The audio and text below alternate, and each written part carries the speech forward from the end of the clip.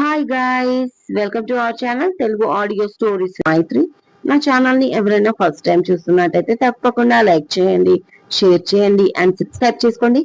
ఎన్నాళ్ళతో ఈ బంధము పార్ట్ 4. ఇక లేట్ చేయకుండా స్టోరీలోకి వెళ్ళిపోదాం. అది అక్క, మా ఫ్రెండ్ గుడికి వెళ్తుంటే కనిపించాడు. సెకండ్ ఇయర్ లో కలిసి చదువుకున్నాం. అతనికి కూడా పెళ్లి కుదిరిందంట. ఇన్విటేషన్ కార్డ్ ఇచ్చాడు అంటూ రవలి చూపిస్తుంది శుభకి. ఓకే, మరి ఇంటికి పిలవకూడదా అంది శుభ. అనుకున్నానక్క, కానీ నాతో పాటు ఆ అబ్బాయి నడుచుకుంటూ వస్తే ఇంటి వరకు ఎవరైనా చూస్తే బాగుండదు కదా, అందుకే ఇక్కడే తీసుకున్నాను అంటుంది రవలి. దాంతో శుభ కామ్గా అయిపోతుంది. నీ ఇంటర్వ్యూ ఏమైంది అని అడిగింది రవలి. సెలెక్ట్ అవ్వలేదు అని ఒకే ఒక్క మాట మాట్లాడి తను ఇంటి దారి పడుతుంది. అలాగే రవలి కూడా తన ఇంటికి వెళ్ళిపోతుంది. ఏంటి రవలి, ఎన్నిసార్లు ఫోన్ చేసినా రెస్పాన్స్ ఇవ్వవేంటి అడిగాడు సూర్య. నిన్న మొన్న నేను కూడా చేశాను, నువ్వు కూడా ఇవ్వలేదు కదా అంటుంది రవలి. ఓ, రివెంజ్ అన్నమాట అన్నాడు సూర్య. దాంతో కిలకిలా నవ్వి, సూర్య, ఇవాళ షాపింగ్ కి వెళ్తున్నామని చెప్పింది మమ్మీ, నువ్వు వస్తున్నావా అని అడుగుతుంది రవలి. దాంతో కొంచెం షాక్ అవుతాడు. బావా అనేది ఇవాళ కొత్తగా సూర్య అంటుందేంటి అని మనసులో అనుకుంటూ, లేదు అక్క, మమ్మీ వాళ్ళు వస్తారు అన్నాడు సూర్య. నువ్వు రావచ్చు కదా సూర్య అంటుంది రవలి. నో, నేను కొంచెం బిజీ, మీరు వెళ్ళండి అన్నాడు సూర్య. ఎందుకు రవలి తనని పేరు పెట్టి పిలవడం నచ్చలేదు. కొత్త అమ్మాయి అయితే ఓకే, కానీ చిన్నప్పటి నుంచి తనని బావా అనేది, అలాంటిది పేరు పెట్టి పిలిచేసరికి ఏదోగా అనిపించింది. అయినా ఇందులో అంత ఆలోచించాల్సింది ఏముంది, అది తప్పు కూడా. కానీ ఏదో ఫీలింగ్ అడగాలనుకున్నాడు. కానీ ఎంతైనా చదువుకున్న అమ్మాయి కదా, తనకి పేరు పెట్టి పిలవాలని ఉందేమో. ఇంత చిన్న విషయాన్ని పెద్దదిగా చేయడం బాగుండదు అని అంతలోనే ఆలోచనను వదిలేశాడు సూర్య. సూర్య అని వినిపించింది. ఆ చెప్పు అన్నాడు. ఇప్పటికే 3 సార్లు పిలిచాను, వినిపించుకోలేదు. సరే కానీ ప్రీ వెడ్డింగ్ షూట్ చేయించుకుందామా అడిగింది రవలి. సారీ రవలి, నాకు అలాంటివి నచ్చవు అన్నాడు. అదేంటి, ఇప్పుడు ఈ జనరేషన్ ఇలాగే ఉంది కదా, నాకు మాత్రం చాలా ఇష్టం సూర్య అంటుంది రవలి. సారీ, నీకు ఇష్టమైతే చేసుకోవచ్చు, కానీ నాకు కొత్త ప్రాజెక్ట్ ఉంది, అస్సలు టైం తీయలేను. పెళ్లికి కూడా జస్ట్ 3 days మాత్రమే లీవ్ తీసుకున్నాను.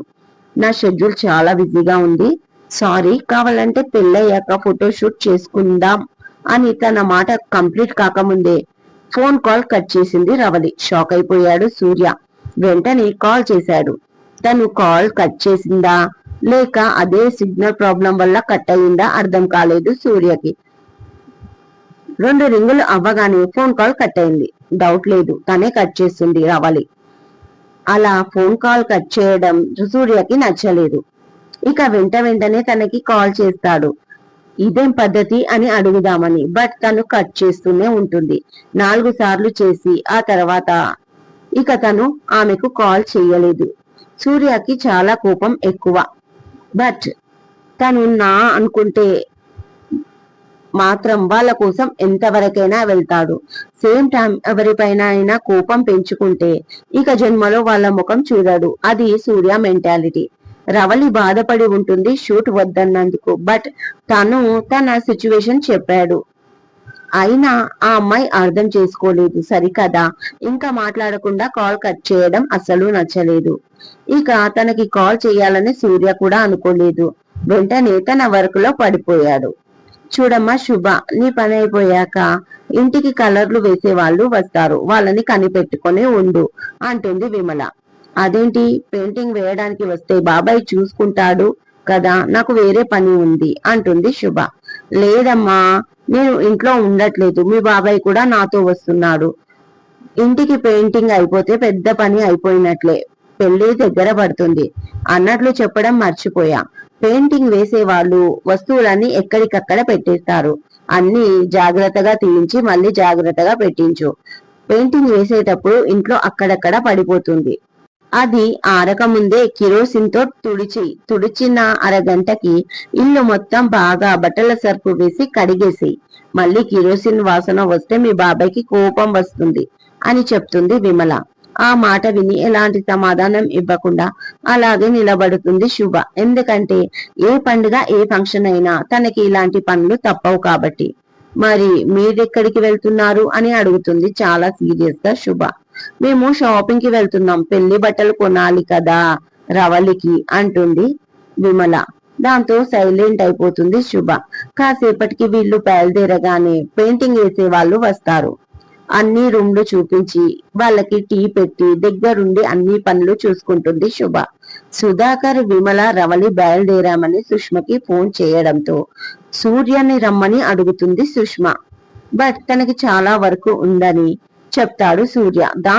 దాంతో సుష్మ, వెంకట్, వసంత బయలుదేరుతారు షాపింగ్ కి. ఇక చీరల షాపింగ్ జరుగుతూ ఉంటుంది. అప్పుడే సర్ప్రైజ్ గా సూర్య కూడా వస్తాడు అక్కడికి. సూర్య పాటు గిరిధర్ కూడా. ఏం వసంత, ఏం కొన్నావు నీ కోడలికి అని అడుగుతాడు దూరంగా ఉన్న రవలి. సూర్యని చూడగానే సిగ్గుపడుతుంది. మెల్లిగా పక్కకు తిరిగి కూర్చుంటుంది. సూర్య కూడా చూసి చూడనట్టే ఊరుకుంటాడు. ఇదిగో ఇన్ని చీరలు తీశాం, కానీ తనకి ఏదీ నచ్చట్లేదు, అందుకే తననే సెలెక్ట్ చేసుకోమని చెప్పాను అంటుంది గిరిధర్తో వసంత. పక్కన చూస్తే కనీసం 30 నుంచి 50 చీరలు అలా పడి ఉన్నాయి. ఇంకా తీయిస్తూనే ఉంది సుష్మ. ఏదీ నచ్చట్లేదు రవలి. ఇలా అయితే షాపింగ్ అయినట్లే. నువ్వు ఏది ఒక పట్టాన నచ్చట్లేదు, పోనీ మేము సెలెక్ట్ చేస్తాం, ఏమత్తయ్య సరేనా అని అడుగుతుంది సుష్మ. అలాగే ఆ సుష్మ అని విమల అనగానే, లేదు లేదు, పెళ్లి మళ్ళీ మళ్ళీ చేసుకునేది కాదు, నాకు నచ్చిందే తీసుకుంటాను, కావాలంటే అప్పటి వరకు మీరు షాపింగ్ చేసుకోండి అని గట్టిగా చెప్తుంది రవలి. దాంతో వెంకట్, సుష్మ ఫేస్లు చూసుకుంటారు. అలా కాదు, నీకు అర్థం కావట్లేదు, సుష్మ చెప్పింది విను అంటాడు సుధాకర్. అలా కాదండి, తనకు నచ్చిందే తీసుకొనివ్వండి. ఎలాగో అన్నయ్య వదినకి, సుష్మ వెంకట్ కి మనం కొత్త బట్టలు పెట్టాలి పెళ్లిలో, కాబట్టి వాటి షాపింగ్ చేద్దాం. రవలి, నువ్వు తీరిగ్గా సెలెక్ట్ చేసుకో అంటుంది విమల. వసంత సుష్మని తీసుకొని పక్కనే వేరే వాళ్ళ దగ్గర చీరలు సెలెక్ట్ చేసుకుంటూ ఉంటారు. కాసేపటికి వాళ్ళ షాపింగ్ కూడా అయిపోతుంది. కానీ రవలికి ఏమీ అర్థం కావట్లేదు. అక్కడ 50 నుంచి 100 చీరల వరకు పక్కన పడ్డాయి. మళ్ళీ, మేడం మీకేమీ అర్థం కావట్లేదు, మీ మదర్ తో లేదా మీ సిస్టర్ హెల్ప్ తీసుకోండి అంటుంది సేల్స్ గర్ల్. అది వినగానే సుష్మ, సూర్య కనీసం నువ్వైనా సెలెక్ట్ చేయి, ఆ పిల్ల వినేలా లేదు అంటుంది. ఇక సూర్య వెళ్లి 4 చీరలు తీయించి అందులో 2 తీశాడు. ఒకటి off white with blue colour border ది, ఒకటి sea green golden colour border combination లో మరొకటి. ఇది నేను సెలెక్ట్ చేశాను, బాగున్నాయా అని అడిగాడు చాలా సీరియస్ గా రవలిని చూసి. ఓకే అంది. అయినా రవలి కళ్ళల్లో కన్ఫ్యూజన్. విమల వాటిని చేతిలోకి తీసుకొని, అబ్బా చాలా బాగున్నాయి, అబ్బాయి సెలెక్షన్ బాగుంది, ఇది ప్యాక్ చేయండి అంటూ ఇచ్చేస్తుంది. అప్పటికి సాయంత్రం కావడంతో, మరి జ్యువెలరీ అని అడుగుతుంది వసంత. ఇవాళ అవ్వదు మమ్మీ, చాలా లేట్ అయింది, రేపు చూసుకుందాం అంటుంది సుష్మ. సరే మరి, రేపు ఎలాగో షాపింగ్ ఉంది కదా, పదండి ఇంటికి మీరు అంటాడు గిరిధర్.